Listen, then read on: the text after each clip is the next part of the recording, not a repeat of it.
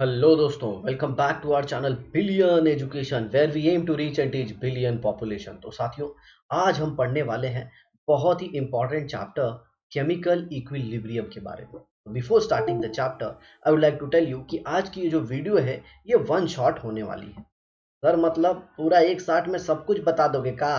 हाँ बबुआ, एका लेक्चर मध्ये सर्व काही शिकवून टाकणार। कळलं काय? मग लक्ष द्या।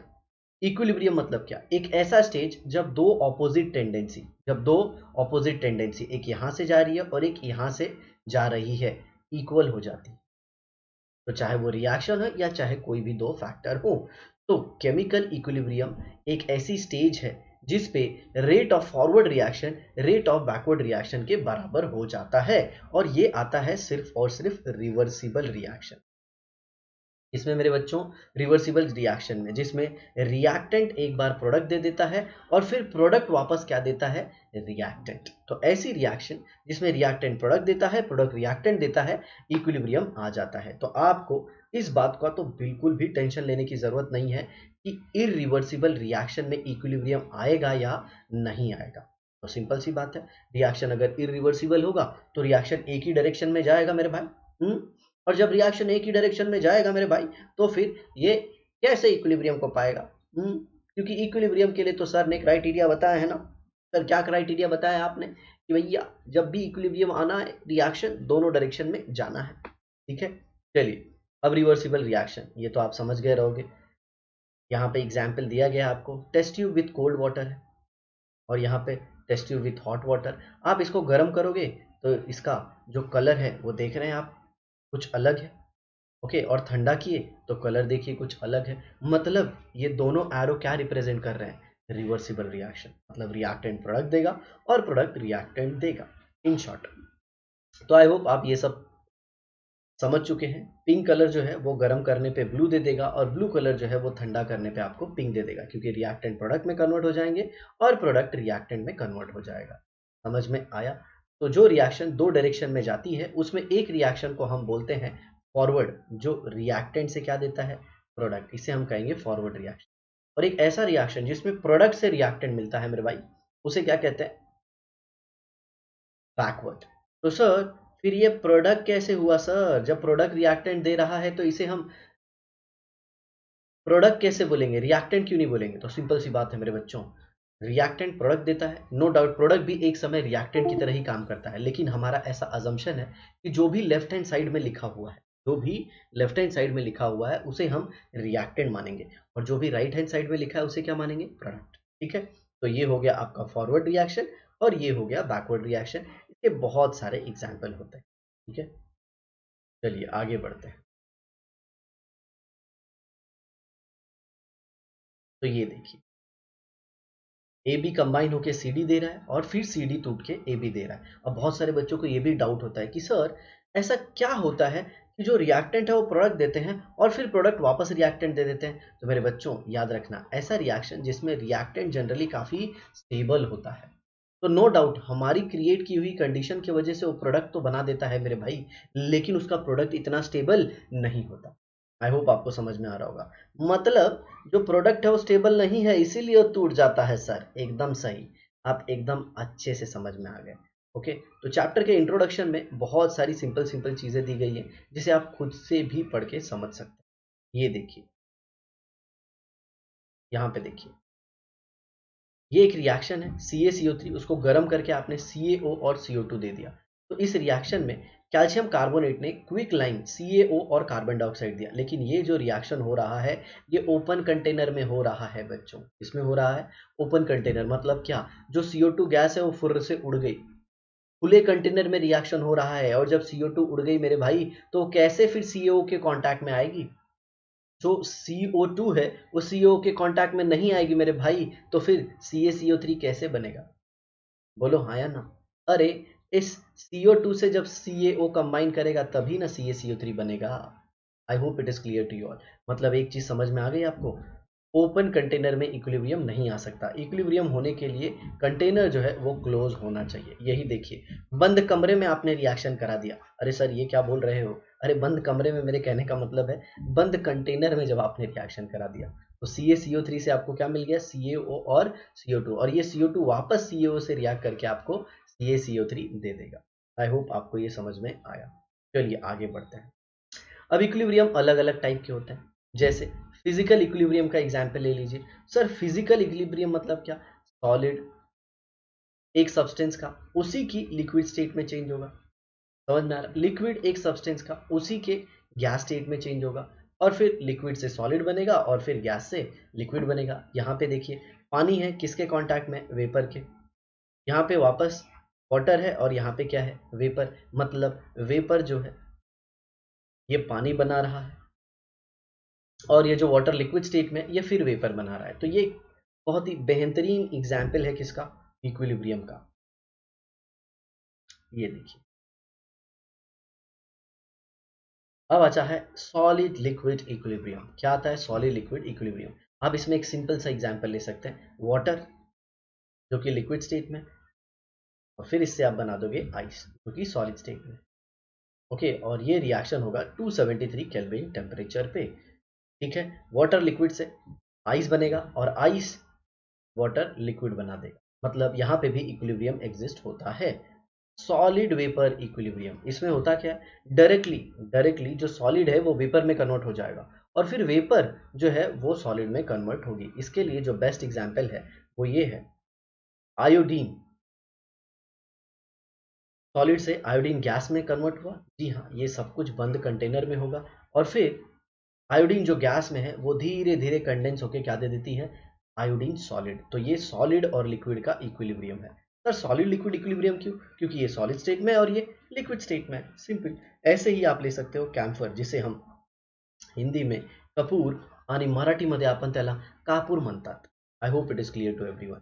अमोनियम क्लोराइड सॉलिड से क्या बन गया, ammonium chloride gas. I hope बच्चों आपको ये समझ में आया होगा। ठीक है, चलिए आगे बढ़ते हैं।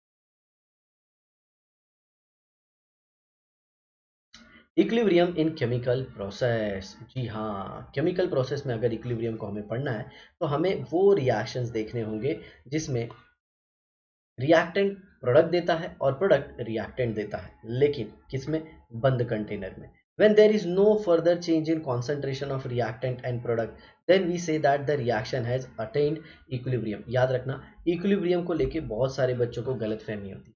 वो क्या सोचते हैं, इक्विलिब्रियम पे कॉन्सेंट्रेशन किसका, रिएक्टेंट का बराबर हो जाता है किसके, कॉन्सेंट्रेशन के, प्रोडक्ट के। ये बहुत ही बड़ा मिथ है, ये बहुत ही बड़ी मिस्टेक है जो बच्चे करते हैं। इक्विलिब्रियम पे सिर्फ एक चीज बराबर होती है मेरे भाई, इक्विलिब्रियम पे सिर्फ एक चीज बराबर होती है और वो क्या है पता है, स्पीड ऑफ रिएक्शन, फॉरवर्ड की स्पीड और बैकवर्ड की स्पीड। सर मतलब जो रिएक्टेंट से प्रोडक्ट मिलता है और प्रोडक्ट से रिएक्टेंट मिलता है उसकी स्पीड बराबर होती है, जी हाँ। तो सर कॉन्सेंट्रेशन का क्या होता है जरा बताइए।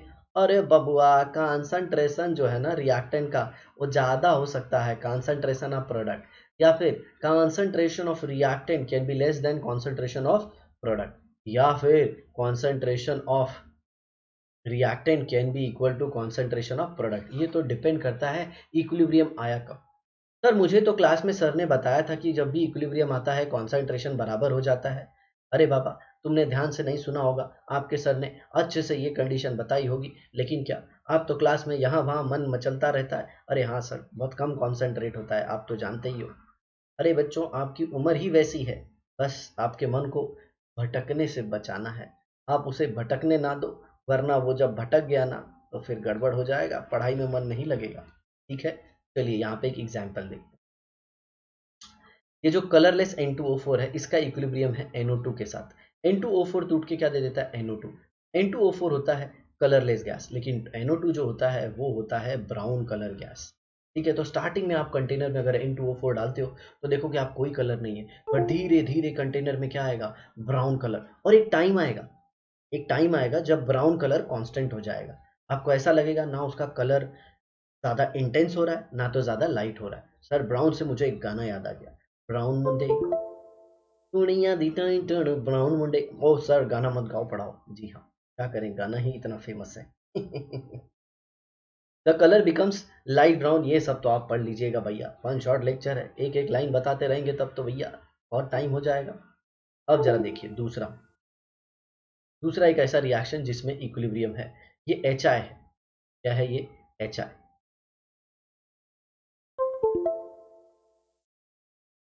और यहाँ पे HI कंबाइन कर रहा है H2 और I2 से, और HI जो है वो टूट के दे रहा है H2 और I2, डिकम्पोजिशन रिएक्शन। ओके, और बैक साइड में अगर आप देखोगे बैकवर्ड में, तो H2 और I2 कंबाइन होके क्या दे रहे हैं, HI। अगर आप देखो तो HI कलरलेस गैस है, लेकिन I2 जो है वो वॉयलेट कलर गैस है। तो जैसे इक्विलिब्रियम आएगा आपको आपको वॉयलेट कलर दिख जाएगा। तो मैंने इक्विलिब्रियम से रिलेटेड दो चीजें आपको बताई जो आपको याद रखना होगा। सबसे पहले इक्विलिब्रियम किस में आता है बच्चों, इक्विलिब्रियम आता है रिवर्सिबल रिएक्शन, ये पहला पॉइंट। दूसरा, इक्विलिब्रियम पे rate of forward rate of backward के बराबर हो जाता है। तीसरी चीज इक्विलिब्रियम डायनामिक होता है। इक्विलिब्रियम क्या होता है, डायनामिक। ऐसा लगता है कि रिएक्शन रुक गया है मेरे भाई, लेकिन जिस स्पीड से फॉरवर्ड जा रहा है, जिस स्पीड से बैकवर्ड जा रहा है, दोनों का स्पीड क्या हो जाता है, सेम। चलिए एक एग्जांपल ले लेता हूं। मान लीजिए एक कंटेनर है ये, इस कंटेनर में यहां से पानी आ रहा है और यहां से पानी जा रहा है, और अगर आप ध्यान से देखें तो आपको ऐसा लगेगा ये वाटर का लेवल है और ये हमेशा मेंटेन है। तो आपको ऐसा लगेगा जब पानी आ रहा है और जब पानी जा रहा है, और सपोज मैंने इनको हाइड कर दिया, तो आपको क्या लगेगा कि ना तो पानी आ रहा है ना तो पानी जा रहा है। लेकिन एक बात बताऊं, जिस स्पीड से पानी आ रहा है मेरे भाई, उसी स्पीड से पानी जा रहा है। तो सेम इक्विलिब्रियम पे ऐसा होता है कि इट सीम्स लाइक रिएक्शन थमसा गया है, रिएक्शन रुक सा गया है, लेकिन रिएक्शन चलते रहता है। जितनी स्पीड में फॉरवर्ड में जाता है उतनी स्पीड में बैकवर्ड में भी जाता है। आई होप आपको ये समझ में आया। ठीक है, तो ये था इक्विलिब्रियम डायनामिक इन नेचर। चौथा पॉइंट, इक्विलिब्रियम को हम किसी भी डायरेक्शन से अटेन कर सकते हैं। Equilibrium can be attain from either direction. आप रिएक्टेंट डाल के इक्विलिब्रियम लाओ या फिर प्रोडक्ट से रिएक्शन बैकवर्ड करा के इक्विलिब्रियम आओ, आप कहीं से भी ला सकते हो। तो ये 4 पॉइंट हो गए। पांचवा पांचवा पॉइंट, इक्विलिब्रियम पे colour, concentration, temperature, pressure, volume, density सब कांस्टेंट हो जाता है। मैंने कांस्टेंट बोला, हाँ कांस्टेंट, कांस्टेंट मतलब उसकी वैल्यू चेंज नहीं होती। ए सर मुझे समझ में नहीं आ रहा है, एक तो आप बोल रहे हो रिएक्टेंट से प्रोडक्ट बन रहा है, प्रोडक्ट से रिएक्टेंट बन रहा है, तो कोई चेंज क्यों नहीं हो रहा है मेरे भाई। वो इसलिए नहीं चेंज हो रहा है क्योंकि दोनों का जो स्पीड है वो सेम है। ए सर मुझको समझाओ, मुझको बहुत अच्छे से समझाओ। ओके चलो आगे बढ़ते हैं। चलिए तब आगे बढ़ते हैं और देखते हैं कुछ और। ये देखिए, ये ग्राफ है कॉन्सेंट्रेशन वर्सेस टाइम का, आप इसे अच्छे से देखिए। तो यहाँ पे आप क्या देखते हैं कि जैसे जैसे टाइम आगे बढ़ रहा है NO2 का कॉन्सेंट्रेशन ज़्यादा हो गया और N2O4 का कॉन्सेंट्रेशन कम हो गया। स्टार्टिंग में अगर आप देखें तो N2O4 ज़्यादा था। Starting t is equal to 0 पे अगर आप देखें तो ये N2O4 है और ये क्या है, NO2। तो t इज इक्वल टू 0 पे N2O4 बहुत ज़्यादा था, समझ में आया। और NO2 का कॉन्सेंट्रेशन 0 था, लेकिन जब इक्विलिब्रियम आया, जब क्या आया, इक्विलिब्रियम, तो कॉन्सेंट्रेशन ऑफ NO2 ज़्यादा हो गया मेरे बच्चों, किससे, कॉन्सेंट्रेशन ऑफ N2O4 से। तो ज़्यादा भी हो सकता है, कम भी हो सकता है, या फिर इक्वल भी हो सकता है। देखिए यहाँ पे एग्जाम्पल देखिए, वो तो ऊपर का कॉन्सेंट्रेशन था, ये रेट है, याद रखिए रेट, स्पीड, ये देखिए स्पीड दोनों की बराबर हो गई। यहाँ से इक्विलिब्रियम आ गया और इसके बाद दोनों क्या हो गए, बराबर। ये रेट फॉरवर्ड के लिए है और ये के फॉरवर्ड एंड दिस इज के बैकवर्ड। यहाँ पे मिस्टेक है, आपको सही कर लेना होगा, के फॉरवर्ड के बदले वहां पे के बैकवर्ड होना चाहिए। ठीक है, तो ये सारे ग्राफ है। चलिए आगे बढ़ते हैं। अब इसके बाद आता है बहुत ही important law, law of mass action, जिसे दिया था गुलबर्ग एंड वागे ने। गुलबर्ग एंड वागे, जो रेट ऑफ केमिकल रिएक्शन, किसी रिएक्शन की जो स्पीड है, किसी रिएक्शन की जो स्पीड है वो डिपेंड करती है किस स्पीड से रिएक्टेंट कंज्यूम हो रहे हैं या फिर किस स्पीड से प्रोडक्ट बन रहे हैं। समझ में एक बाइक है वो चल रही है, तो आप बाइक की स्पीड कैसे बता पाओगे, ओडोमीटर या फिर स्पीडोमीटर से। ठीक है, वो स्पीडोमीटर में स्पीड दिखता है ना, कितने किलोमीटर पर आर की स्पीड से चल रही है। ठीक उसी तरह से कितना रिएक्टेंट, कितना कॉन्सेंट्रेशन रिएक्टेंट का कंज्यूम हुआ कितने टाइम में, तो reactant upon time is called as what, rate of reaction या फिर स्पीड ऑफ रिएक्शन, या फिर आप लिख सकते हो change in concentration of product, change in concentration of product upon time. अब देखो यहाँ पे रिएक्टेंट टाइम के साथ कम हो रहा है, रिएक्टेंट टाइम के साथ कम हो रहा है। मान लो आपने लिया था 50 मोलर और अब हो गया वो 30 मोलर, तो हम लोग चेंज कैसे लिखते हैं, 30 फाइनल माइनस इनिशियल बराबर टाइम सपोज 20 मिनट लिया, तो अगर आप देखो तो इसका आंसर नेगेटिव आता है और रेट कभी नेगेटिव नहीं हो सकता, इसीलिए रेट के एक्सप्रेशन में रिएक्टेंट के पहले हम माइनस लगा देते हैं। आई होप आपको ये समझा होगा। चलिए ये लॉ ऑफ मास एक्शन क्या है इसे देख लेते हैं। The rate of any chemical reaction, किसी भी केमिकल रिएक्शन का रेट मतलब किसी भी केमिकल रिएक्शन की स्पीड किसको डायरेक्टली प्रोपोर्शन करती है? Product of concentration term of all the reactant, product of concentration term of all the reactant. चलिए इसको एक एग्जांपल से हम पढ़ते हैं। मान लीजिए ये एक रिएक्शन है जिसमें ए और बी क्या दे रहे हैं? सी। ये सी क्या है? प्रोडक्ट। ए और बी क्या है सर? लेफ्ट हैंड साइड में है तो सर रिएक्टेंट ही होंगे ना सर, क्या आप भी सर। तो ये लॉ ऑफ मास एक्शन क्या बोलता है मेरे भाई? रेट जो है वो डायरेक्टली प्रोपोर्शन करेगा कॉन्सेंट्रेशन ऑफ ए और बी को, कॉन्सेंट्रेशन ऑफ ए और बी के प्रोडक्ट को। मेरे भाई याद रखना इस चैप्टर में हम कॉन्सेंट्रेशन को स्क्वायर ब्रैकेट से रिप्रेजेंट करते हैं, और जब किसी चीज में डायरेक्ट रिलेशन होता है तो एक कांस्टेंट आ जाता है, ये के है। के को ही हम लोग क्या कहते हैं? Speed constant, rate constant, velocity constant. समझ में आ रहा है? तो ये हो गया हमारा रेट कांस्टेंट, स्पीड कांस्टेंट और वेलोसिटी कांस्टेंट। अब यहाँ पे देखिए कुछ न्यूमेरिकल दिए हैं जिसे आप इजीली समझ सकते हैं। इसके लिए हमें क्या लिखना है? रेट लॉ लिखना है। तो पहले वाले के लिए क्या आ जाएगा? सी और O2, ये देखिए सी और O2, और दूसरे के लिए क्या आ जाएगा? KClO3। लेकिन याद रखना इसका कोएफिशिएंट 2 है तो ये पावर में आएगा। यहाँ पे सी का कोएफिशिएंट कितना है? 1। जिसका कोई नहीं उसका 1, सबका मालिक 1, तो सी का कोएफिशिएंट 1 तो पावर में 1, O का कोएफिशिएंट 1 तो यहाँ पे पावर में 1। एग्जैक्टली। अब यहाँ पे देखिए 2KClO3, तो 2KClO3 में अगर आप देखो तो कोएफिशिएंट 2 है, इसीलिए पावर 2। तो लेकिन यहाँ पे जो एरो है वो सिंगल डायरेक्शन है सर। तो याद रखना बच्चों, जो स्पीड ऑफ रिएक्शन है उसे हम इरिवर्सिबल और रिवर्सिबल दोनों रिएक्शन के लिए पढ़ सकते हैं मेरे बच्चों। रिवर्सिबल और इरिवर्सिबल दोनों रिएक्शन के लिए हम स्पीड को पढ़ सकते हैं। चलिए अब आ गया इक्विलिब्रियम कांस्टेंट। तो इक्विलिब्रियम कांस्टेंट को हम कैसे लिखते हैं? तो देखिए जब भी एक रिवर्सिबल रिएक्शन होता है तो रिएक्शन दो साइड में जा रहा है, एक फॉरवर्ड में जा रहा है और एक बैकवर्ड में जा रहा है। तो हम रेट दो तरह का लिख सकते हैं। फॉरवर्ड का रेट क्या है, फॉरवर्ड की स्पीड क्या है, और बैकवर्ड की स्पीड क्या है। तो लॉ ऑफ मास एक्शन के हिसाब से रेट ऑफ फॉरवर्ड रिएक्शन किसको डायरेक्टली प्रोपोर्शन करेगा? जी हाँ, रिएक्टेंट के कॉन्सेंट्रेशन। सर इसमें रिएक्टेंट क्या है? A B. तो ये देखिए rate of forward reaction is directly proportional to concentration of A and B का प्रोडक्ट। और बैकवर्ड किसको डायरेक्टली प्रोपोर्शन करेगा? बैकवर्ड C और D को, C और D को। और फिर प्रोपोर्शनलिटी कांस्टेंट क्या आएगा? जी हाँ, forward rate constant and backward rate constant. तो फॉरवर्ड रिएक्शन के लिए क्या कांस्टेंट आ गया? Forward rate constant. और बैकवर्ड के लिए क्या आ गया? रिवर्स रेट कांस्टेंट या फिर बैकवर्ड रेट कांस्टेंट। और आप सबको तो पता ही है इक्विलिब्रियम पे क्या होता है? Rate of forward becomes equal to rate of backward. तो ये देखिए फॉरवर्ड का रेट और ये बैकवर्ड का रेट दोनों इक्वल हो गए।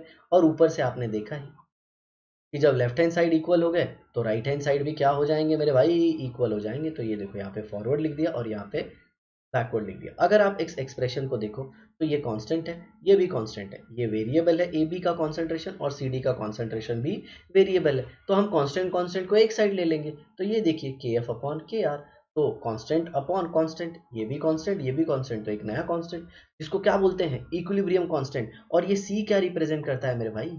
ये सी रिप्रेजेंट करता है इक्विलिब्रियम कांस्टेंट। ये तो इक्विलिब्रियम कांस्टेंट है और सी है कॉन्सेंट्रेशन। अरे सर मजा आ गया। और सी और डी के नीचे हमने क्या लिख दिया? ए और बी। आई होप आपको समझ में आया होगा। तो ये था हमारा equilibrium constant in terms of concentration. आ रहा है समझ में? ये देखिए अब कोई भी रिएक्शन अगर आपको दिया गया है, मान लीजिए ये एक रिएक्शन दिया गया है, तो आप कैसे लिखेंगे? जी हाँ, प्रोडक्ट का कॉन्सेंट्रेशन ऊपर लिखेंगे और उसका स्टोइशियोमेट्रिक कोएफिशिएंट भी लिखेंगे। जैसे सी का स्टोइशियोमेट्रिक कोएफिशिएंट क्या है? Small C. वैसे ही डी का स्टोइशियोमेट्रिक कोएफिशिएंट क्या है? Small D. वो पावर में आएगा। ए और बी का क्या है? स्मॉल ए स्मॉल बी। अब यहीं पे मैं आपको एक इंपॉर्टेंट चीज बताना चाहूंगा। अगर इस एक्सप्रेशन में कोई प्योर सॉलिड आएगा, कोई प्योर सॉलिड आएगा या फिर कोई प्योर लिक्विड आएगा, कोई प्योर लिक्विड आएगा, मान लीजिए सी सॉलिड है तो ये सी को हटा के आप इसके जगह पे 1 रख दें। कोई भी प्योर सॉलिड या लिक्विड आता है तो उसका हम लोग क्या लेते हैं? 1। क्यों सर? क्यों सर? क्योंकि प्योर सॉलिड और लिक्विड का जो कॉन्सेंट्रेशन होता है वो कांस्टेंट होता है। क्या होता है? कांस्टेंट। और उसकी वैल्यू हम 1 लेते हैं। वो क्यों लेते हैं वो आपके सिलेबस में नहीं है, बस आपको इतना याद रखना है कि अगर सॉलिड और ये सब कुछ आया तो उसकी वैल्यू पे हम लोग 1 लिख देंगे। अब जरा देखिएगा इन्होंने क्या किया। ये जो दूसरा रिएक्शन है, इन्होंने क्या किया, ये जो दूसरा रिएक्शन लिखा, इसमें रिएक्शन को रिवर्स कर दिया। मतलब ये पहले रिएक्शन में क्या था? ए मेरे भाई, ये पहले रिएक्शन में क्या था? रिएक्टेंट। दूसरे ये क्या है? प्रोडक्ट है। जरा दूसरे रिएक्शन को देखो, ये क्या हो गया? रिएक्टेंट। मतलब प्रोडक्ट आ गया रिएक्टेंट और रिएक्टेंट आ गया प्रोडक्ट। तो जरा इसके लिए भी इक्विलिब्रियम कांस्टेंट लिख दीजिए। तो मैंने रिएक्शन को रिवर्स करके उसके लिए इक्विलिब्रियम कांस्टेंट लिख दिया। तो मैंने क्या देखा कि जो केसी है उसका उल्टा आ गया। केसी का क्या आ गया? उल्टा। आप देख रहे हो केसी का जो डिनोमिनेटर है वो ऊपर आ गया और केसी का जो न्यूमरेटर है वो नीचे आ गया। किसमें? के डैश सी में। तो कहना इसे के डैश सी जो है, के डैश सी जो है वो इनवर्स है किसका? केसी का। क्योंकि ये केसी की वैल्यू अगर नीचे लिखोगे तो ये उल्टा होके यही वैल्यू देगी आपको। आई होप आपको समझ में आया होगा। तो आपने क्या सीखा? If reaction is reversed then the value of their equilibrium constant gets inversed। बहुत ही अच्छा प्रॉपर्टी है इसका इक्विलिब्रियम कांस्टेंट का। ठीक है, चलिए आगे देखते हैं। अब यहाँ पे देखिए एक और रिएक्शन दिया। इसमें क्या है? N2 और H2 रिएक्ट करके क्या दे रहे हैं? अमोनिया। अब इसके लिए आपने Kc लिख दिया, अमोनिया लिखा, उसका कोएफिशिएंट 2 है वो पावर में, हाइड्रोजन का कोएफिशिएंट 3 है और वो रिएक्टेंट है इसीलिए वो डिनोमिनेटर में, और नाइट्रोजन का कोएफिशिएंट कितना? 1 मेरे भाई। कितना? 1। आई होप आपको ये समझ में आया होगा। उसी रिएक्शन को देखिए उन्होंने रिवर्स करके लिख दिया। उन्होंने क्या कर दिया? रिवर्स कर दिया। तो आप यहाँ पे लिख सकते हो कि के डैश सी क्या होगा? 1/Kc। मतलब जब रिएक्शन को रिवर्स करते हैं तो उनका इक्विलिब्रियम कांस्टेंट क्या हो जाता है मेरे भाई? उनका इक्विलिब्रियम कांस्टेंट इनवर्स हो जाता है। ठीक है, चलिए अब देखिए equilibrium constant in terms of partial pressure. Sir मुझे ये डाउट रहता है कि पार्शियल प्रेशर और केसी के टर्म में क्यों आता है? तो जरा ध्यान से सुनिए। आपका जो रिएक्टेंट और प्रोडक्ट है मेरे बच्चों, ए भाई, जो रिएक्टेंट एंड प्रोडक्ट है वो गैस हो सकता है, वो सॉल्यूशंस हो सकते हैं। तो गैस होगा, तो गैस होगा तो उसके लिए तो प्रेशर ही उसका कॉन्सेंट्रेशन है। कैसे सर? अरे P V is equal to N R T होता है ना यार। तो P is equal to N upon V R T. N upon V क्या होता है? कॉन्सेंट्रेशन। मतलब pressure is directly proportional to what? Concentration. समझ में आया? तो इक्विलिब्रियम कांस्टेंट को आप कॉन्सेंट्रेशन के टर्म में भी रिप्रेजेंट कर सकते हो और पार्शियल प्रेशर के टर्म में भी रिप्रेजेंट कर सकते हो। इसीलिए दो तरीके का इक्विलिब्रियम कांस्टेंट आता है, केपी और केसी। अरे हाँ सर समझ में आ गया। मान लीजिए आपने गैसियस रिएक्टेंट और गैसियस प्रोडक्ट लिखे, तो उसके लिए आप केपी डिसाइड कर दोगे। सर ये राइट साइड में क्या लिखा है? PC raise to C. तो मेरे बच्चों ये पीसी क्या है पता है? Partial pressure of C. This P stands for partial pressure of C raise to C. ये पी डी क्या है? Partial pressure of D raise to उसका कोएफिशिएंट स्मॉल डी। नीचे क्या है? Partial pressure of A raise to उसका coefficient small A. और उसके भी नीचे क्या लिखा है? Partial pressure of B raise to उसका, यहाँ पे देखिए गलती हो गई है इनकी, इसे बी लिखना है। Partial pressure of A raise to A and partial pressure of B raise to B. समझ में आया? तो ये सारे क्या हैं? पार्शियल प्रेशर है। किसके? ए बी सी डी के। सर पार्शियल प्रेशर क्या होता है? टोटल में कितना प्रेशर है? मान लीजिए एक कंटेनर है, इसमें ए है, बी है, सी है, डी है। मान लीजिए ए का प्रेशर है, बी का प्रेशर है, सी का प्रेशर है, डी का प्रेशर है। टोटल जो कंटेनर के अंदर ये गैसेस प्रेशर लगा रही हैं वो 10 एटमॉस्फेयर है। वो 10 एटमॉस्फेयर है। और मान लीजिए ए का इसमें जो प्रेशर है वो 2 एटमॉस्फेयर है। तो ए का जो प्रेशर है 2 एटमॉस्फेयर, जबकि कंटेनर के अंदर टोटल गैस का प्रेशर कितना है? 10 एटमॉस्फेयर। तो ए के प्रेशर को हम बोलेंगे पार्शियल प्रेशर। चलिए अब हम पढ़ेंगे relationship between KP and KC. अब आप सब जानते हैं PV is equal to NRT, जिसे मैं ऐसे लिख सकता हूँ, PV is equal to NRT. अगर आप ये एक्सप्रेशन ए के लिए लिख रहे हैं तो नंबर ऑफ मोल्स भी ए के होंगे। ठीक है, तो जो वॉल्यूम है वो किसका है? पूरे कंटेनर का है। तो आप इसे क्या लिख सकते हैं? P A is equal to N A upon V into R T. और आप सब जानते हैं एन अपॉन वी ए का number of moles of A upon volume के जगह पे अब क्या आ जाएगा? Concentration of A. तो P A is equal to concentration of A into R T. ऐसे ही पी बी के लिए क्या लिख सकते हैं? Concentration of B into R T. ऐसे सबके लिए लिख सकते हैं। आई होप आपको ये समझ में आ गया। अब आपको पता है केपी के एक्सप्रेशन में हमने क्या रखा था? Partial term. तो ये सारे टर्म के जगह पे हम उसका राइट हैंड साइड का वैल्यू लिख देंगे। तो ये देखिए सबके राइट हैंड साइड की वैल्यू लिख दी गई। ये देखिए तो Kp pressure of C raise to C, D raise to D, A raise to A, B raise to B, तो उसके जगह पे देखिए वैल्यू लिख। अब इसमें कुछ कांस्टेंट है, जैसे R और T कांस्टेंट है, R और T कांस्टेंट है, तो सबको एक साइड ले लेते हैं। ये देखिए इसका पावर कितना है C, का पावर कितना है C, इसका पावर C, इसका D का पावर D, A का पावर A और B का पावर B, तो इन सबको हमने एक जगह लिख लिया। और RT का पावर इधर C है और इधर D है, और आपको पता है जब बेसेस सेम होते हैं तो पावर ऐड हो जाते हैं, तो RT C प्लस डी ऊपर आ जाएगा और नीचे RT है, और पावर कितना है A प्लस बी, क्योंकि बेसेस सेम है तो पावर क्या हो जाएंगे बच्चों, ऐड हो जाएंगे। आई होप आपको ये समझ में आया।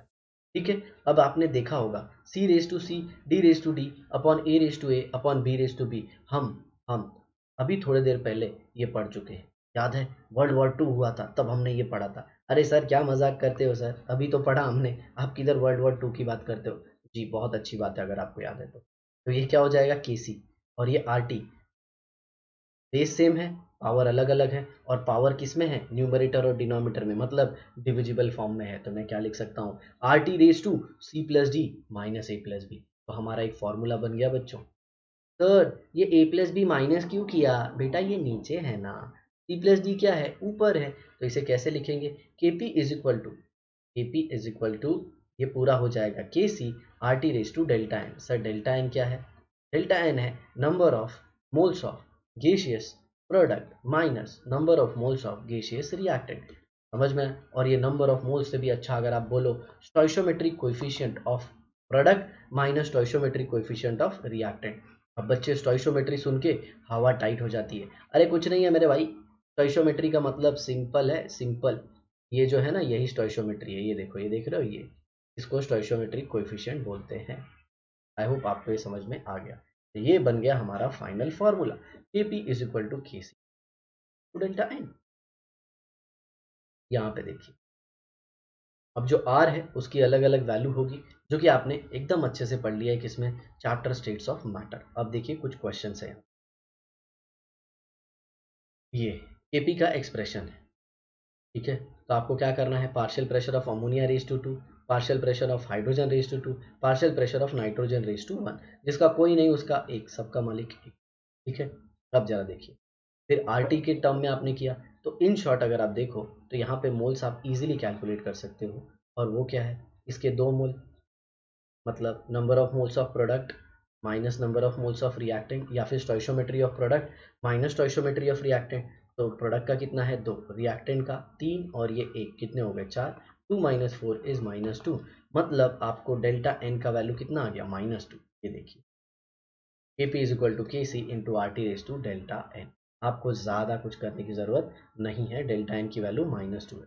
ऐसे आप यहाँ पे भी कर सकते हैं, ये देखिए इसका वैल्यू कितना है 2, तो एन पी कितना हो गया 2, इसका 1, इसका 1, तो एन आर कितना हो जाएगा 1 + 1। सर आपने ऐड क्यों किया, अरे मेरे भाई रिएक्टेंट के तो स्टोइशियोमेट्रिक कोएफिशिएंट ऐड होंगे ना, और उसी तरह से प्रोडक्ट के भी होंगे। तो अब यहाँ पे आप कर लो, तो आपको आ जाएगा delta N is equal to N P minus N R, and that is 2 - 2 is equal to 0, मतलब Kp is equal to K C into R T raise to delta N 0 आ गया, मतलब Kp Kc के बराबर हो गया। ए sir ढैंचा कहाँ, एकदम मस्त समझ में आया, ईडी टीजी टाना नाना। आगे देखिए बच्चों, होमोजीनियस रिएक्शन एंड हेट्रोजीनियस, देखो नाम में ही लिखा है, होमो मतलब सेम, हेट्रो मतलब डिफरेंट। तो यहाँ पे देखो होमोजीनियस का एग्जाम्पल देखो, ये देखो रिएक्टेंट गैस है, प्रोडक्ट भी गैस है, ये भी गैस, ये भी गैस, दोनों गैस, बाबा बहुत गैस हो गया रे, समझ में आया। तो जब भी फिजिकल स्टेट सेम होगा तो उसे हम होमोजीनियस कहेंगे, ठीक है। यहाँ पे देखो ये गैस और ये सॉलिड हो गया, मतलब ये डिफरेंट हो गया, तो इसे हम क्या कहेंगे, हेट्रोजीनियस। याद है अगर सारे गैस तो क्या हो गया होमोजीनियस, अगर दो गैस एक सॉलिड या फिर दो गैस एक लिक्विड तो उसे क्या कहेंगे, हेट्रोजीनियस। एकदम मस्त है बाबा, समझ में आया, ईडीटीजी टाना नाना। चलिए सर आगे का पढ़ते हैं। Equilibrium constant for heterogeneous equilibria, heterogeneous का तो मैं आपको बता चुका हूँ, अगर कोई सॉलिड आ जाता है या लिक्विड आ जाता है तो उसके जगह पे जो वैल्यू है वो जनरली हम लोग 1 लिखते हैं, ठीक है। तो यहाँ पे देखो गैस है, गैस ऊपर, और ये इथेनॉल है, तो इससे क्या बन जाएगा इथेनॉल, ठीक है। ये देखिए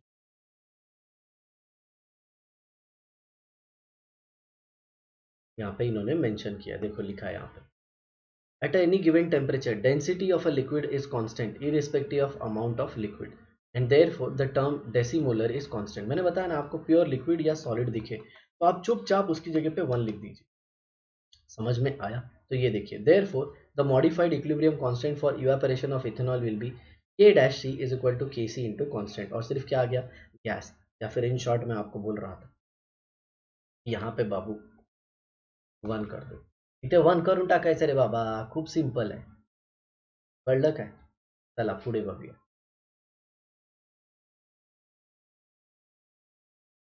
आयोडीन सॉलिड, आयोडीन गैस, तो आपको क्या लिखना था, केसी, तो ऊपर आ जाएगा आयोडीन गैस और नीचे कुछ लिखने की जरूरत नहीं है। आप चाहिए तो इक्विलिब्रियम कांस्टेंट के जगह पे के डैश सी लिखिए।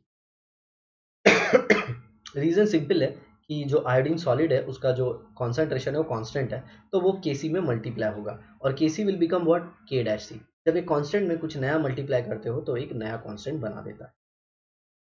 ओके, तो ये देखिए यहाँ पे एक डायलॉग लिखा गया है, concentration of pure solid do not change and thus expression for equilibria including solids are simplified. तो प्योर सॉलिड या लिक्विड मिलेगा तो उसके जगह पे 1 लिखते हैं। ये देखिए यहाँ पे आप देख रहे हैं यूनिट के बारे में चर्चा किया गया है। तो कॉन्सेंट्रेशन की यूनिट क्या होती है, मोल पर लीटर, मोल पर लीटर या फिर मोल पर डीएम क्यूब को मोल डीएम रेज टू -3। तो ये देखिए एच आई मोल पर डीएम का स्क्वायर, ये देखिए स्क्वायर, और यहाँ पे इनका कोएफिशिएंट 1 1, तो ये देखिए पावर 1 पावर 1, तो ये क्या आ गया स्क्वायर और ये भी आ गया स्क्वायर, मतलब कोई यूनिट नहीं है। और इन शॉर्ट अगर मैं बताऊं तो जब भी delta N G is equal to 0 आता है ना, तो इक्विलिब्रियम कांस्टेंट का कोई वैल्यू नहीं आता। या फिर आपको एक सिंपल सा ट्रिक देता हूं मैं, इस ट्रिक को ले लो और अपना जीवन सवार लो, सवार लो। क्या है unit, mole DM raise to -3 raise to delta N G. अब इधर देखो ये 2 है, ये 3 है, ये 1 है, तो प्रोडक्ट कितना है 2, रिएक्टेंट कितना है 3 + 1। सर 3 किसका, H2 का रे बाबा, 1 किसका, आयोडीन का, तो क्या हो गया 2 - 4 इज इक्वल टू -2। तो यूनिट क्या हो जाएगी, mole DM raise to -3 raise to -2। तो ये क्या हो जाएगा, mole raise to -2 dm raise to 6, because minus minus will become plus. Is it easy, आगे वही एक्सप्लेन किया है, समझे? ये देखिए कैरेक्टरिस्टिक ऑफ इक्विलिब्रियम कांस्टेंट, ये ऑलरेडी हम लोग बहुत सारे पढ़ चुके हैं बट फिर भी एक बार रीड कर लेते हैं। The value of equilibrium constant is independent of initial concentration end of reactant और प्रोडक्ट। तो ये हमेशा याद रखना, इक्विलिब्रियम कांस्टेंट की जो वैल्यू है बच्चों, वो रिएक्टेंट के कॉन्सेंट्रेशन और प्रोडक्ट के कॉन्सेंट्रेशन पे डिपेंड नहीं करती, क्योंकि उसको उसकी माँ का क्या है, वरदान है, या फिर आप कह सकते हो आशीर्वाद है। क्या है, आशीर्वाद है। इस चीज का कि इक्विलिब्रियम कांस्टेंट की वैल्यू चेंज होगी तो सिर्फ किसके साथ, टेम्परेचर, और दूसरा क्या है स्टोइशियोमेट्रिक कोएफिशिएंट, लेकिन आपके सिलेबस में टेम्परेचर है मेरे बच्चों। तो देखो यहाँ पे equilibrium constant is temperature dependent, hence KC KP changes with changing temperature. ठीक है, आगे देखिए, equilibrium constant has a characteristic value for particular reversible reaction represented by a balance equation at the given temperature। मतलब एक particular temperature के लिए equilibrium constant की value same होती है।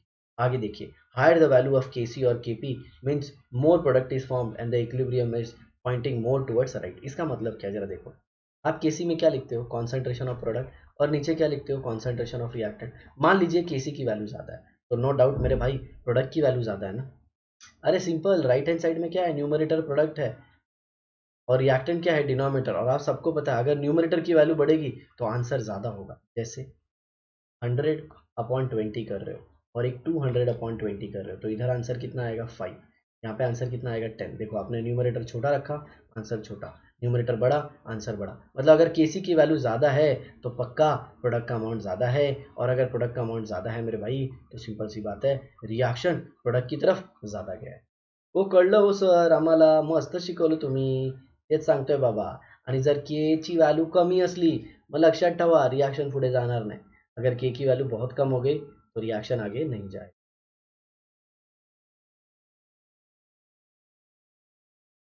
आगे देखिए एप्लीकेशन ऑफ इक्विलिब्रियम।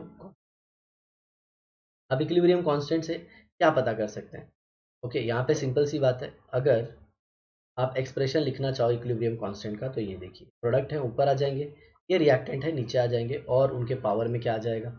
जी हाँ, स्टोइशियोमेट्रिक कोएफिशिएंट। अब एक वैल्यू है जिसे हम लोग कहते हैं रिएक्शन क्यूशेंट, इसका भी अगर आप एक्सप्रेशन देखें तो ये क्या है? सेम केसी जैसा ही है, लेकिन इसमें जो वैल्यू आती है, ध्यान से सुनना, ये पॉइंट बहुत इंपॉर्टेंट है। इसमें जो वैल्यू आती है, इसमें क्यू में, वो 3 आ सकती है, या तो इक्विलिब्रियम की, या फिर इक्विलिब्रियम से पहले की वैल्यू, या फिर इक्विलिब्रियम से बाद की वैल्यू। ठीक है, मान लो कोई रिएक्शन है, वो इक्विलिब्रियम तक नहीं पहुंचा है अभी, तो जब आप कॉन्सेंट्रेशन की वैल्यू रखोगे तो वो क्यूसी होगा। मान लो कोई रिएक्शन अगर इक्विलिब्रियम पे पहुंच गया है, तो उसकी जो वैल्यू होगी वो आप केसी में भी लिख सकते हो और क्यूसी में भी लिख सकते हो। तो किसी में वैल्यू जो है वो इक्विलिब्रियम से ज़्यादा कैसे होगी? मान लीजिए आपने बाहर से कुछ कॉन्सेंट्रेशन डाल दिया प्रोडक्ट का क्या डाल दिया? कॉन्सेंट्रेशन बाहर, मान लीजिए केसी है, प्रोडक्ट की वैल्यू अपॉन रिएक्टेंट की वैल्यू, और आपने आउटसाइड से प्रोडक्ट को बढ़ा दिया, तो नो डाउट ये केसी का वैल्यू तो चेंज होगा, लेकिन आपको पता है केसी सिर्फ और सिर्फ किस पे डिपेंड करता है? टेम्परेचर पे। तो केसी नहीं चेंज होगा, क्यूसी ज़्यादा हो जाएगा, किससे? केसी से। ठीक है, मान लीजिए आपको केसी का जो वैल्यू है, केसी का जो वैल्यू है वो आता है कुछ 10। क्या आता है? 10। जी हाँ, जिसमें आप प्रोडक्ट की वैल्यू रखते हो ऊपर उनके स्टोइशियोमेट्रिक कोएफिशिएंट को पावर में, और नीचे क्या लिखते हो? रिएक्टेंट का कॉन्सेंट्रेशन, उनका स्टोइशियोमेट्रिक कोएफिशिएंट पावर में। तो जो वैल्यू आती है केसी की वो 10 है। मान लीजिए क्यूसी की जो वैल्यू है वो 5 है, तो हम क्या कह सकते हैं? क्यूसी क्या है? कम है, किससे? केसी से। और किसी भी रिएक्शन का, रिवर्सिबल का सपना क्या होता है? कि वो इक्विलिब्रियम पे पहुंच जाए, तो नो डाउट क्यूसी को बढ़ना होगा। क्यूसी को बढ़ना मतलब क्या? क्यूसी क्या है? Concentration of product upon concentration of reactant. अगर क्यूसी को बढ़ाना है मतलब प्रोडक्ट को बढ़ाना है, क्योंकि आप सबको पता है न्यूमरेटर बढ़ेगा तो क्यूसी बढ़ेगा। और अगर अगर क्यूसी को बढ़ाओगे तो प्रोडक्ट बढ़ेगा, और अगर प्रोडक्ट को बढ़ाना है तो रिएक्शन किधर जाएगा? फॉरवर्ड। एकदम मस्त, समझ में आया। तो जब भी क्यूसी केसी से कम होगा तो रिएक्शन फॉरवर्ड में जाएगा। चलिए एक और एग्जांपल लेते हैं। आपकी केसी की वैल्यू मैंने फिक्स कर दी है, कितनी? 10, और वो चेंज होती है सिर्फ और सिर्फ किसके साथ? टेम्परेचर के साथ। आई होप बच्चों आपको समझ में आ रहा है। अब हम लेते हैं दूसरा एग्जाम्पल।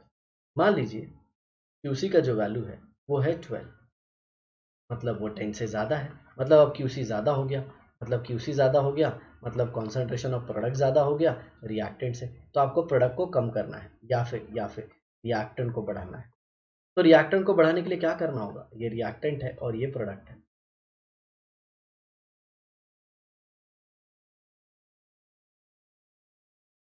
ये रिएक्टेंट है और राइट हैंड साइड में प्रोडक्ट है, और आपको रिएक्टेंट को बढ़ाना है, तो सिंपल रिएक्शन बैकवर्ड में आएगी। और आपने क्या सीख लिया? क्यूसी जब भी ज़्यादा होगा केसी से तो रिएक्शन किधर आएगा? बैकवर्ड में। ये सर मुझे एक डाउट है रे बाबा, ये कॉन्सेंट्रेशन या कुछ भी जब चेंज हो रहा है तो ये रिएक्शन फॉरवर्ड बैकवर्ड काय को कर रहा है? इसलिए कर रहा है क्योंकि अगर आप इक्विलिब्रियम पे कोई चीज़ को चेंज करोगे, जैसे कॉन्सेंट्रेशन ऑफ रिएक्टेंट या प्रोडक्ट, तो इक्विलिब्रियम डिस्टर्ब हो जाएगा ना मेरे भाई। तो इक्विलिब्रियम डिस्टर्ब होता है ना, तो वो खुद को अडाप्ट करने की कोशिश करता है, खुद को वापस गेन करने की कोशिश करता है। ठीक है, और इक्विलिब्रियम कांस्टेंट की वैल्यू तो चेंज होनी नहीं है, सिंपल सी बात है, क्योंकि वो तो टेम्परेचर पे डिपेंड करता है। तो रिएक्टेंट खुद को ऐसे एडजस्ट करेगा कि उसकी इक्विलिब्रियम कांस्टेंट की वैल्यू फिर रिगेन हो जाए, और इसीलिए ये बैकवर्ड फॉरवर्ड होता है। तो जब भी क्यूसी की वैल्यू केसी से ज़्यादा होगी रिएक्शन बैकवर्ड पे होगा। और मान लीजिए अगर क्यूसी की वैल्यू 10 आ गई, क्यूसी की वैल्यू क्या आ गई? 10, तो आप क्या कह सकते हो? 10 इज इक्वल टू 10, मतलब रिएक्शन इक्विलिब्रियम। मतलब रिएक्शन किस पे है? इक्विलिब्रियम पे। ये देखिए आपको डायग्रामेटिक फॉर्म में दिखा है, क्यू केसी से कम है, क्यू केसी से ज़्यादा है, क्यू केसी के बराबर है। Predicting the direction of reaction, मैंने आपको ये पढ़ा दिया। ठीक है, अगर आपको जानना है कि रिएक्शन कौन सी हद तक जाएगा, तो सिंपल सी बात है, इसके लिए भी 3 वैल्यू है। मैं अगर बता दूं आपको, तो अगर इक्विलिब्रियम कांस्टेंट की वैल्यू बहुत ज़्यादा है तो रिएक्शन ऑलमोस्ट कंप्लीशन की तरफ जाएगा और प्रोडक्ट बहुत ज़्यादा होगा। और के की वैल्यू अगर बहुत कम है तो रिएक्शन हार्डली प्रोसीड होगा और रिएक्टेंट का कॉन्सेंट्रेशन ज़्यादा होगा। इसका रिएक्टेंट। ठीक है, और अगर इन बिटवीन रहेगा, ना बहुत ज़्यादा ना बहुत कम, तो नो डाउट इक्विलिब्रियम प्रॉपर आएगा। और इक्विलिब्रियम पे जो वैल्यू है किसकी? रिएक्टेंट की और वो प्रोडक्ट की, वो कुछ ना कुछ हो, जिसे हम ऐसे बोल सकते हैं कि एक एप्रिशिएबल अमाउंट में रिएक्टेंट भी होगा और प्रोडक्ट भी होगा।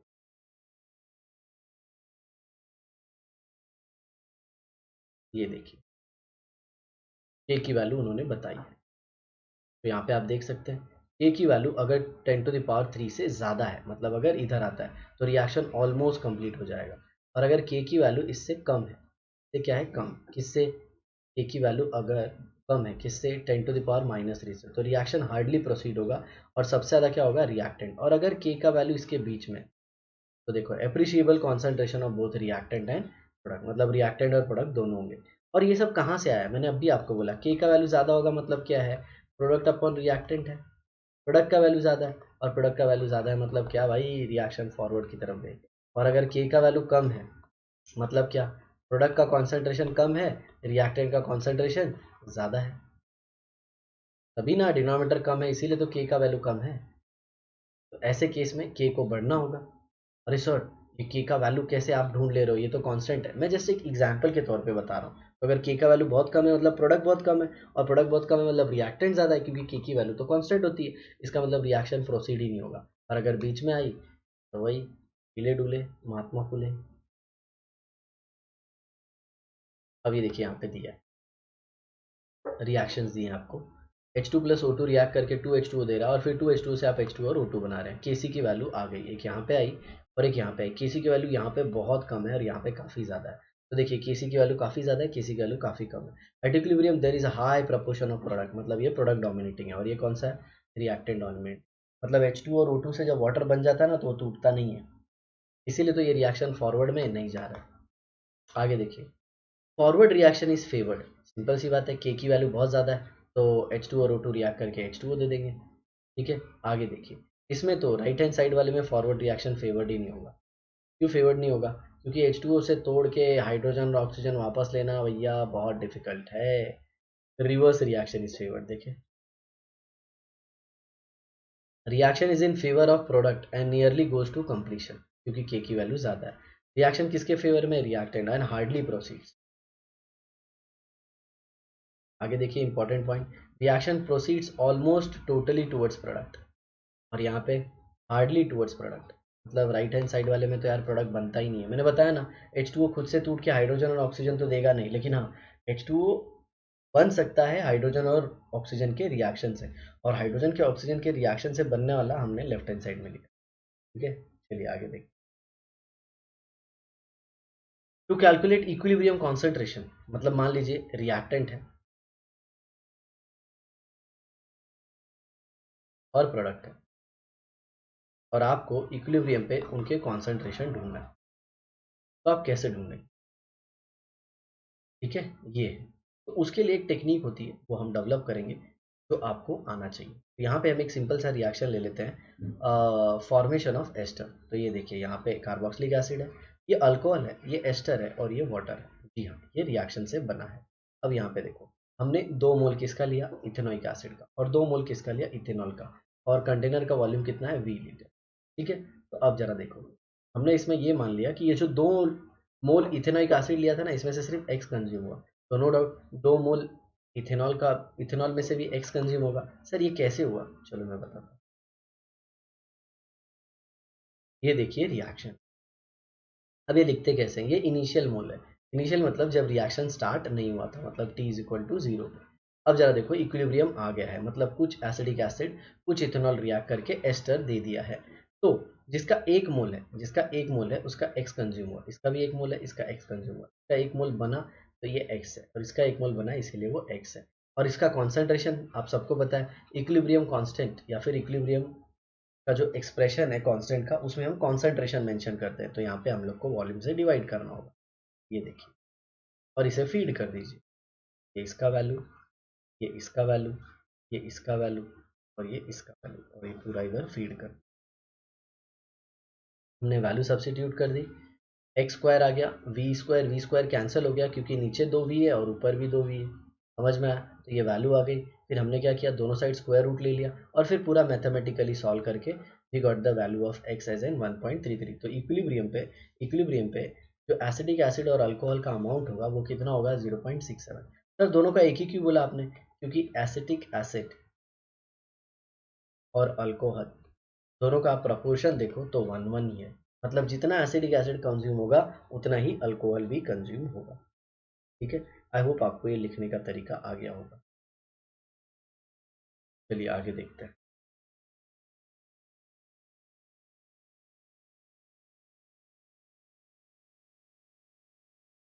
Link between chemical equilibrium and chemical kinetics. ये देखिए, ये केसी है, इसे हम लोग क्या कहते हैं, इक्विलिब्रियम कांस्टेंट। ये के एफ है और ये के आर है।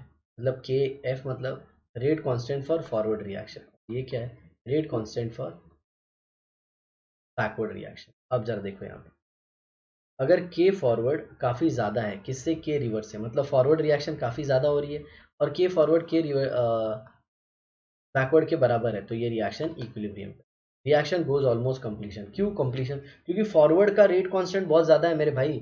मतलब फॉरवर्ड की तरफ रिएक्शन ज़्यादा जाएगा और रिएक्शन अगर फॉरवर्ड की तरफ ज़्यादा जाएगा तो क्या होगा, ऑलमोस्ट कंप्लीशन। और यहाँ पे क्या है, reaction never goes on completion. क्यों, यहाँ पे फॉरवर्ड की जो वैल्यू है वो काफ़ी कम है, या फिर आप बोल सकते हो कि रिवर्स के बराबर है। तो यहाँ पे क्या आ जाएगा, इक्विलिब्रियम। इफ के F is much larger than के सी, ध्यान से सुनिए, if forward is much larger than के सी द रिएक्शन में बी इरिवर्सिबल। समझ में आ रहा है, अगर के एफ का वैल्यू बहुत ज़्यादा हो गया के सी से, मान लो ए से क्या मिल रहा है, बी, और के सी का वैल्यू है उसके कंपेयर में कौन ज़्यादा हो गया, के एफ, तो ये रिएक्शन पूरी तरह से राइट साइड चले जाएगा और इसमें मेरे भाई इक्विलिब्रियम कभी नहीं आएगा। आप ये गलती मत करना, ये पॉइंट याद रखना। Comparable concentration of reactant and product are present at equal. Okay, तो तीसरा पॉइंट बहुत इंपॉर्टेंट था, क्योंकि के एफ की वैल्यू अगर बहुत ज़्यादा हो गई के सी से, तब तो रिएक्शन कंप्लीट होकर ही मानेगा।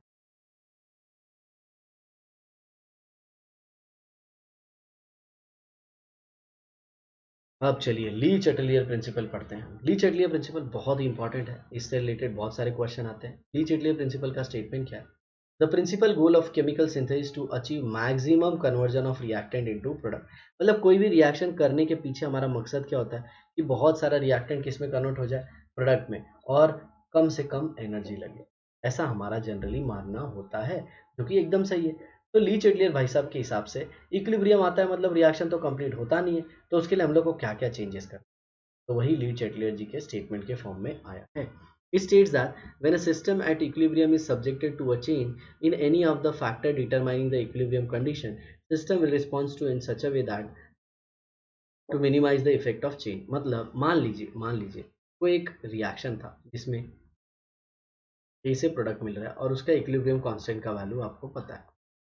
आपने क्या किया, बाहर से इसके अंदर रिएक्टेंट डाल दिया, और अगर बाहर से इसके अंदर सॉरी प्रोडक्ट डाल दिया, अगर बाहर से प्रोडक्ट डाल दिया तो इक्विलिब्रियम की जो वैल्यू है, इक्विलिब्रियम का जो कॉन्सेंट्रेशन है वो डिस्टर्ब होगा। मतलब अगर आप केसी की वैल्यू देखो तो ये पूरा वैल्यू डिस्टर्ब हो रहा है, और हम जानते हैं केसी किस पे डिपेंड करता है, टेम्परेचर पे। मतलब कुछ ना कुछ यहाँ पे जुगाड़ करना पड़ेगा, और वो जुगाड़ कौन करता है, जी हाँ, वो रिएक्शन करता है। तो आपने प्रोडक्ट को बढ़ाया ना, तो ऑटोमेटिकली किसको बढ़ा देगा, रिएक्टेंट को, ताकि जो आपका इफेक्ट था, आपने प्रोडक्ट डाला था तो रिएक्शन को, उसके इफेक्ट को नलीफाई करना था, तो उसने क्या किया, रिएक्टेंट को बढ़ा दिया, मतलब प्रोडक्ट को किस में कन्वर्ट कर दिया, रिएक्टेंट में। तो आपको हमेशा याद रखना है कि जो भी आप चेंजेस करते हो रिएक्शन उसका उल्टा कर देगा। अगर आप टेम्परेचर बढ़ाओगे तो उस डायरेक्शन में रिएक्शन होगा जिसमें टेम्परेचर बढ़ाने का इफेक्ट खत्म हो जाए, मतलब वो हीट को एब्जॉर्ब कर ले। आप टेम्परेचर कम कर रहे हो तो वो हीट फेंक देगा। चलिए सब आगे आएगा। और अगर आपको ये वीडियो अच्छी लगी होगी तो बच्चों इसको ज़रूर शेयर करना है आपको अपने दोस्तों के बीच। ठीक है, मैंने वन शॉट में सारे कंसेप्ट एकदम अच्छे तरीके से एक्सप्लेन किया है। ठीक है, ताकि आपको सब कुछ समझ में आ जाए। अब यहाँ पे देखिए, कंसिडर अ रिएक्शन और कॉन्सेंट्रेशन का चेंज देखेंगे। ये एक रिएक्शन है जिसमें आपने क्यूसी का एक्सप्रेशन लिख दिया है, एक्सप्रेशन सेम है। मान लीजिए क्यूसी जो है वो केसी से कम है, तो रिएक्शन फॉरवर्ड की तरफ चले जाएगा। और अगर क्यूसी ज़्यादा है केसी से, तो रिएक्शन किसकी तरफ जाएगा, बैकवर्ड की तरफ। ये तो हम पढ़ लिए। लेकिन अगर क्यूसी और केसी बराबर हो गया तो क्या आ जाएगा, इक्विलिब्रियम आ जाएगा। बोलो हाँ या ना।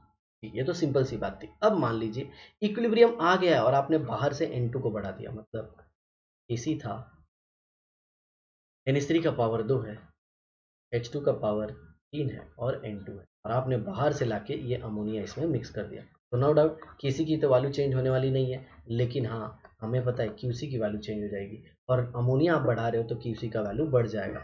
और अगर क्यूसी ज़्यादा हो गया केसी से, तो मेरे भाई रिएक्शन किधर जाएगा, बैकवर्ड की तरफ।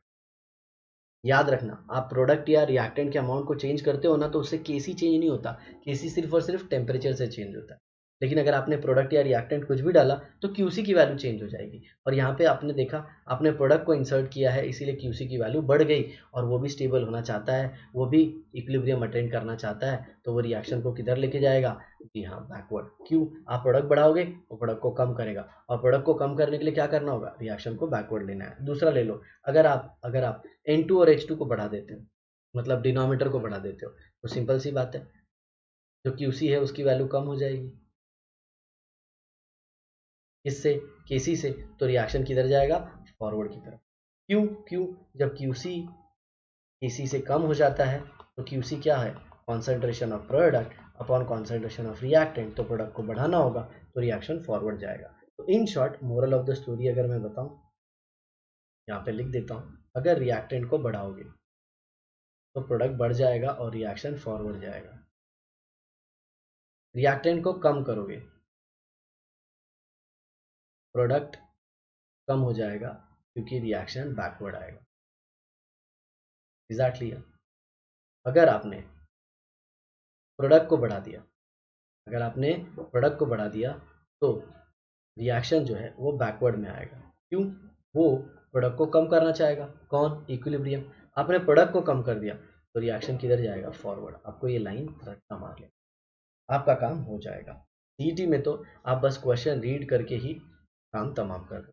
आई होप आपको ये समझा। चलिए आगे देखते हैं। Effect of pressure. अब देखिए, इसमें तो बहुत कुछ लिखा है, मैं आपको इन शॉर्ट बता दूंगा। अगर delta N G is equal to zero है तो उस पर प्रेशर का कोई इफेक्ट नहीं होता। जैसे H2 plus I2 is 2H है, इसमें 2 मोल प्रोडक्ट के हैं और 1 मोल किसके? रिएक्टेंट के। तो 2 माइनस 2 विल बी 0। तो प्रेशर का कोई इम्पैक्ट नहीं है। क्यों बताए? प्रेशर बढ़ाने पे नंबर ऑफ मोल्स कम होते हैं, ऐसा एक्सपेरिमेंटली देखा गया है। तो अगर आप प्रेशर बढ़ाओगे तो रिएक्शन उस डायरेक्शन में जाएगा जिसमें नंबर ऑफ मोल्स कम होगा, और जिसमें प्रेशर कम करोगे उसमें रिएक्शन उस डायरेक्शन में जाएगा जिसमें नंबर ऑफ मोल्स बढ़ेगा। चलो एक एग्जांपल ले लेते हैं। ये देखो, N2O4 gives 2NO2। अगर आप इसमें प्रेशर बढ़ाओगे तो मोल्स क्या होगा? कम, तो रिएक्शन किधर जाएगा? बैकवर्ड। क्यों? 2 से 1 बन रहा है। अगर आपने प्रेशर को कम कर दिया तो मोल्स क्या हो जाएंगे? बढ़ जाएंगे, तो रिएक्शन किधर चले जाएगा? फॉरवर्ड। याद रखना, ये बहुत इंपॉर्टेंट है, और इसी को इन लोगों ने टेबल में दे दिया है। ठीक है, कलर के उससे दिया है, but I explain you in simplest way. Pressure बढ़ाएगा, नंबर ऑफ मोल्स कम कर देना, जिस भी डायरेक्शन में नंबर ऑफ मोल्स कम हो रहा है वो कर देना। और अगर प्रेशर बढ़ गया तो नंबर ऑफ मोल्स कम हो गया, और अगर प्रेशर कम हो गया तो नंबर ऑफ मोल्स बढ़ जाएंगे। ठीक है, चलिए अब हम तीसरा पार्ट देखते हैं, इफेक्ट ऑफ टेम्परेचर। आप टेम्परेचर को एज अ बच्चों हीट ले लो। टेम्परेचर बढ़ाना मतलब हीट बढ़ाना। ठीक है, अब ये रिएक्शन है, ये क्या दे रहा है? PCl5 giving PCl3 plus Cl2 plus heat दे रहा है। ये क्या दे रहा है? हीट। मान लो इस रिएक्शन में आपने टेम्परेचर बढ़ा दिया। आप हीट को as a reactant and product लेके चलना। मैं आपको ट्रिक दे रहा हूँ, आप हीट को एज अ क्या लेके चलो?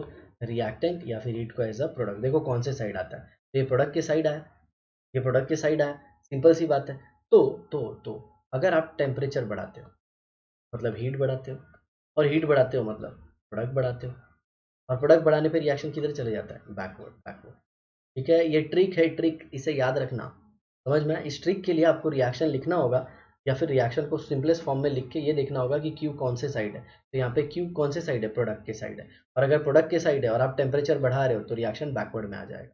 ठीक है, और अगर यही हीट रिएक्टेंट के साइड हो, कौन की साइड? रिएक्टेंट के साइड, तो अगर आप हीट बढ़ाओगे तो रिएक्शन फॉरवर्ड जाएगा। यहाँ ये बहुत इंपॉर्टेंट है, समझे?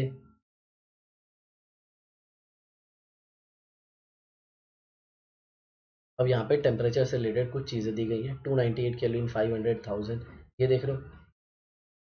जैसे जैसे टेम्परेचर बढ़ा रहे हैं ये इक्विलिब्रियम कांस्टेंट की वैल्यू कम हो रही है, मतलब ये कौन सा रिएक्शन है?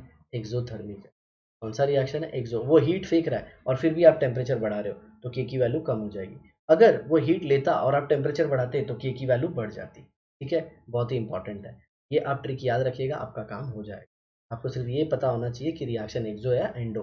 अगर एक्सो है तो हीट को राइट हैंड साइड में रखिए, प्रोडक्ट की तरह डिसाइड कीजिए, और अगर एंडोथर्मिक है तो हीट को लेफ्ट हैंड साइड में रखिए और रिएक्टेंट की तरह डिसाइड कीजिए। आगे समझ में। अगर बॉन्ड ब्रेकिंग है तो बॉन्ड ब्रेकिंग जनरली एंडोथर्मिक होता है, और अगर बॉन्ड फॉर्मेशन है तो वो जनरली एक्सोथर्मिक है। और किधर एक्सो में हीट लगाते हैं, किधर एंडो में हीट लगाते हैं, ये मैं आपको बता चुका। अब नेक्स्ट आता है कैटलिस्ट। देखो मेरे भाई, कैटलिस्ट है ना एक केमिकल सब्सटेंस है जो क्या करता है पता है, दोनों को फास्ट करता है, फॉरवर्ड को भी फास्ट करता है और बैकवर्ड को भी फास्ट करता है। तो एज सच ये इक्विलिब्रियम में कोई चेंज नहीं लाता। पहले जो इक्विलिब्रियम 2 घंटे में आने वाला था, अब ये उसको 1.5 आवर या फिर 1 आवर में ला देगा, बस यही सिंपल सी बात है। तो कैटलिस्ट इक्विलिब्रियम कांस्टेंट की वैल्यू को चेंज नहीं करता, वो सिर्फ हेल्प करता है इक्विलिब्रियम को जल्दी लाने में। मतलब वो फॉरवर्ड रिएक्शन को भी जल्दी ला देगा और बैकवर्ड रिएक्शन को भी जल्दी ला देगा। ठीक है, तो ये हो गया। अब यहाँ पे हमको पूछा गया है कि अमोनिया का अगर यील्ड बढ़ाना है तो हमें क्या करना होगा। अमोनिया का अगर यील्ड बढ़ाना है तो क्या करना होगा, तो मैं आपको बता दूं, ये अमोनिया का रिएक्शन है और ये जनरली एक्सोथर्मिक होता है। एक्सोथर्मिक मतलब इसमें हीट निकलती है। तो मैं क्या कह सकता हूँ, इसमें हीट किधर आ जाएगी, जी हाँ लेफ्ट हैंड साइड, अरे राइट हैंड साइड में, क्योंकि एक्सोथर्मिक है तो राइट हैंड साइड में, एंडो है तो लेफ्ट में। अगर आपको अमोनिया का कॉन्सेंट्रेशन बढ़ाना है तो क्या करना होगा, नो डाउट N2 और H2 के कॉन्सेंट्रेशन को बढ़ा देंगे। क्यों, रिएक्टेंट बढ़ेगा तो प्रोडक्ट ऑटोमेटिकली बढ़ जाएगा। आपको वीडियो पसंद आएगी तो ज़रूर मेरे भाई नीचे कमेंट में लिखना कि हाँ सर अच्छे से समझना है। तो अगर नाइट्रोजन और हाइड्रोजन के कॉन्सेंट्रेशन को बढ़ा दोगे तो ऑटोमेटिकली अमोनिया बढ़ जाएगा। अब जरा देखो यहाँ से, 1 मोल 3 मोल, रिएक्टेंट में कितने, 4 से क्या हो रहा है, दो मतलब नंबर ऑफ मोल्स क्या हो रहे हैं, कम। और नंबर ऑफ मोल्स कम हो रहे हैं मतलब प्रेशर को क्या करना होगा, बढ़ाना होगा। तो आपको सिंपली प्रेशर को बढ़ा दो। ठीक है, अब जरा देखो यहाँ पे ये रिएक्शन से हीट मिल रहा है, मतलब ये हीट फेंक रहा है। और हीट फेंक रहा है मतलब अगर आपने क्यू को बढ़ा दिया, अगर आपने क्यू को बढ़ाया तो रिएक्शन बैकवर्ड जाएगा। तो आपको क्यू को क्या करना है, कम। और क्यू को कम करोगे मतलब प्रोडक्ट को कम कर रहे हो, ऐसा मैंने मानने को बोला है। अगर आप क्यू को कम कर रहे हो तो रिएक्शन किधर जाएगा, फॉरवर्ड। और क्यू को कम करना मतलब क्या, टेम्परेचर कम करना। तो आप क्या करोगे, नेक्स्ट चीज़ टेम्परेचर। बट हाँ, टेम्परेचर एक लिमिट के बाद आप कम नहीं कर सकते, दैट इज़ 450 डिग्री। तो आपको रिएक्टेंट का कॉन्सेंट्रेशन बढ़ाना है, सिंपल, प्रोडक्ट ऑटोमेटिकली बढ़ जाएगा। फिर इस रिएक्शन में प्रेशर बढ़ाना है, तो प्रेशर बढ़ाने पे नंबर ऑफ मोल्स कम हो जाते हैं, रिएक्शन उस डायरेक्शन में जाता है, इसमें नंबर ऑफ मोल्स कम हो जाते हैं। और इस रिएक्शन में टेम्परेचर को कम करना है, लेकिन एक लिमिट से ज़्यादा टेम्परेचर को आप कम नहीं कर सकते। दूसरा आप क्या यूज़ कर सकते हो, कैटलिस्ट। तो कैटलिस्ट क्या करेगा, इक्विलिब्रियम जल्दी ला देगा, और इसके लिए कैटलिस्ट होता है finally divided iron. Finally divided iron, लेकिन अब उसके जगह पे A2O और मोलिब्डेनम यूज होता है। K2O और मोलिब्डेनम, समझ में आया। ये सारे कैटलिस्ट हैं। K2 और मोलिब्डेनम एज सच प्रमोटर भी कुछ लोग बोलते हैं। तो अभी मॉडर्न टाइम में जो कैटलिस्ट है वो चेंज भी हो चुके हैं। ठीक है, तो यहाँ पे देखिए लिखा गया है ऑप्टिमम टेम्परेचर 773 केल्विन, इससे टेम्परेचर कम नहीं आना चाहिए। और प्रेशर तो बहुत ही ज़्यादा हाई है, आपने ऊपर देखा। ठीक है, तो अमोनिया को यील्ड बनाने के लिए आप इन शॉर्ट क्या बोल सकते हो, रिएक्टेंट मतलब हाइड्रोजन नाइट्रोजन के कॉन्सेंट्रेशन बढ़ाओ। फिर फॉरवर्ड में नंबर ऑफ मोल्स कम हो रहे हैं तो प्रेशर बढ़ाओ। और फिर आप क्या बोल सकते हो, तीसरा सिंपल सी बात है, प्रोडक्ट को निकाल लो, जैसे ही प्रोडक्ट बनता है उसे निकाल लो। ओके, तो आप N2H2 कॉन्सेंट्रेशन बढ़ाइए, प्रेशर बनाइए, प्रोडक्ट जैसे ही बने उसको निकाल लीजिए, और इस रिएक्शन में टेम्परेचर कम कीजिए, बट 773 के नीचे टेम्परेचर नहीं होना चाहिए। क्यों, उतना टेम्परेचर लगता ही है भाई, क्योंकि यहाँ पे आपको नाइट्रोजन ट्रिपल बॉन्ड नाइट्रोजन का बॉन्ड भी तोड़ना है। Okay, last but not the list, ये मैन्युफैक्चरिंग ऑफ अमोनिया को बोला जाता है हेबर्ट्स प्रोसेस, और जिसकी वजह से आई थी ग्रीन रिवोल्यूशन, और बहुत ह्यूज पॉपुलेशन को फूड और फोडर मिला। तो this is all about I think our chapter chemical equilibrium. तो बच्चों, अगर कोई भी चीज़ इसमें आपको नहीं समझ में आई तो आप नीचे कमेंट बॉक्स में ज़रूर लिख दीजिए, मैं 101% उसे क्लियर करने की कोशिश करूँगा। तो इसे शेयर कर दीजिए अपने दोस्तों के साथ, जितना हो सके उतना ज़्यादा। हम आते हैं एक और नए चैप्टर के साथ अपनी नेक्स्ट वीडियो में, तो तैयार रहिए अपने MHT CET प्रिपरेशन के लिए बिलियन एजुकेशन के साथ। मिलते हैं नेक्स्ट वीडियो में, till then bye bye, tata, bye bye, take care.